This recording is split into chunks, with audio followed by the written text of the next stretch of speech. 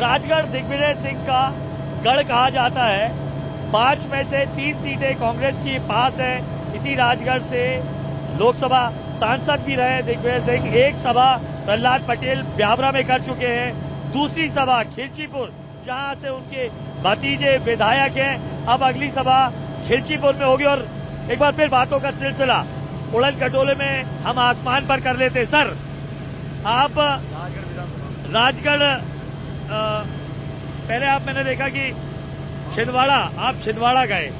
छिंदवाड़ा में कमलनाथ के गढ़ में आपने सेंध लगाने की कोशिश की। दिग्विजय सिंह के गढ़ की स्ट्रेटजी क्या है? मुझे बात साफ कहनी है, छिंदवाड़ा किसी का गढ़ नहीं है।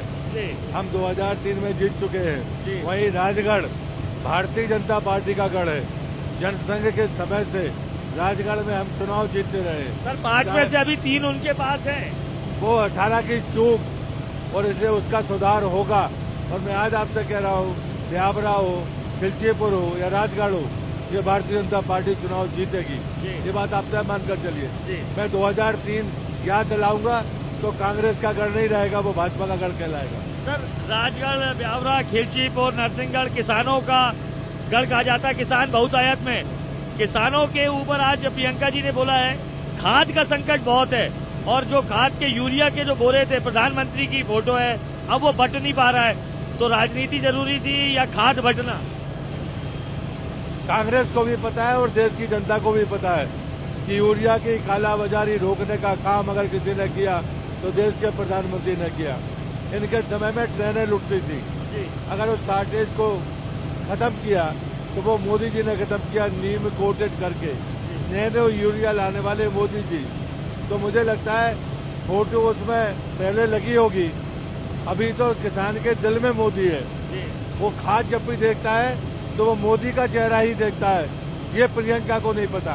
प्रियंका कभी उन्हें ये नहीं मालूम कि कांग्रेस के समय में खाद के लिए ट्रेनें लुटती थी, लाठीचार्ज होते थे। ये मध्य प्रदेश का किसान भी जानता है और देश का किसान भी जानता है। अब वो प्रदेश की जनता को कमलनाथ जी तो समझा ही रहे हैं कि किस तरीके से बीजेपी विकास को छोड़ हिंदुत्व पे है, लेकिन अब वो प्रशासनिक अधिकारियों को भी बोल रहे हैं आज के बाद कल भी आता है। कैसे देख रहे हैं? दिग्विजय सिंह हो या कमलनाथ, दोनों ने हार स्वीकार कर ली है।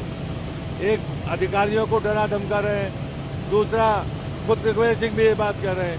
दोनों ने हार स्वीकार कर ली है।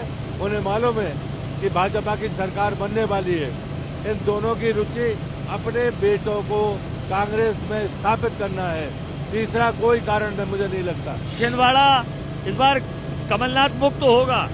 निश्चित रूप से होगा, निश्चित रूप से। तो फिर मध्य प्रदेश से कहीं ऐसा नहीं कमल मुक्त तो नहीं होगा? वो तो कह रहे हैं मध्य प्रदेश को कमल मुक्त करेंगे हम। कमल ही खिलेगा। 3 दिसंबर को दूसरी दीपावली मनाएंगे और 22 दिसंबर को देश और दुनिया का हिंदू महादीपावली मनाएगा।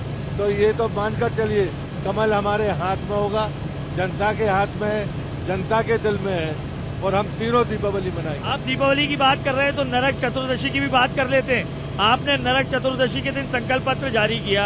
अब उनका कहना है नरक चतुर्दशी के दिन आप लोग कर रहे हैं संकल्प पत्र। कांग्रेस ने हमेशा नरक दिखाया है।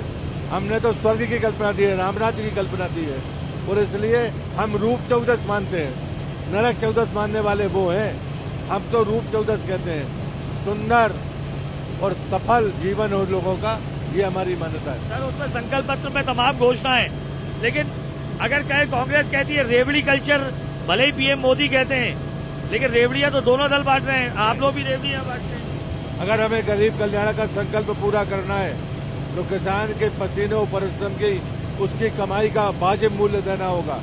हमने किसान सम्मान निधि दी है, हमने खेत में पानी दिया है, हमने खाद की क्राइसिस को खत्म किया है, सिंचाई की क्षमता बढ़ाई है और इसलिए खाद्यान्न का उत्पादन बढ़ा है। तो हमने कीमत भी दी है।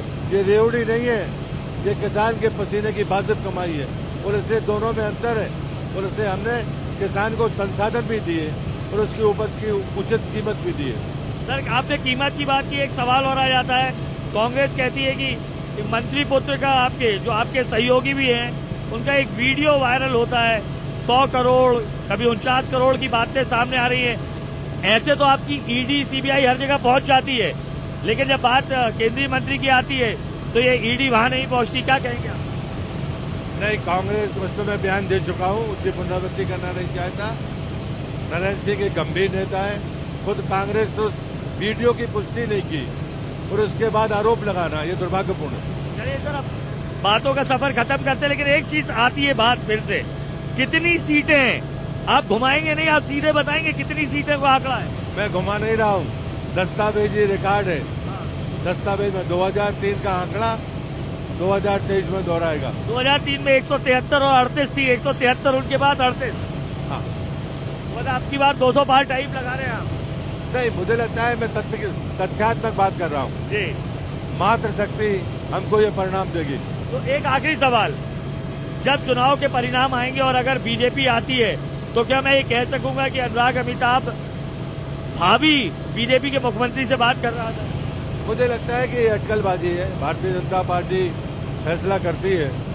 हम 3 तारीख के परिणाम का इंतजार कर रहे हैं। 5वीं बार सरकार बनाएंगे, मुख्यमंत्री भाजपा का होगा।